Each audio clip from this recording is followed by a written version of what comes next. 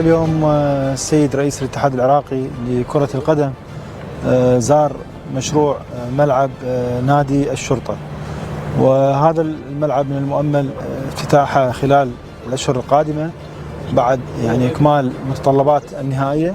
احنا اليوم هو معرفة ملاحظات الاتحاد العراقي حتى يدخل هذا الملعب ويعترف به بشكل رسمي الاتحاد الدولي الفيفا، ويكون جاهز لإقامة مباريات الدوري والمباريات الدولية لنادي الشرطة.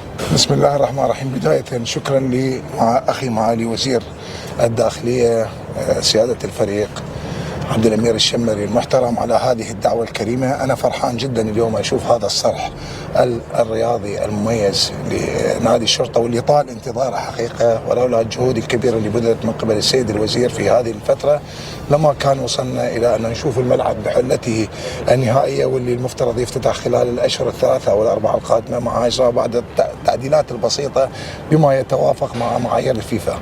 لذلك أنا أعتقد هذا المشروع راح يكون له تأثير كبير على الارتقاء بكرة القدم في نادي الشرطة، رغم أن نادي الشرطة واحد من الأندية العريقة واللي يعتبر واحد من أكبر الأندية في العراق. لذلك هذا الصرح بالتأكيد راح يكون صرح يضيف إلى نادي الشرطة الكثير، خاصة أنه كان يفتقر نادي الشرطة إلى ملاعب حتى للتدريب. فشكرا لك مع سيادة الوزير على إتمام هذا المشروع، وشكرا لكل القائمين على العمل بهذا المشروع اللي أنا أعتقد راح يكون إضافة مهمة للكرة العراقية إن شاء الله.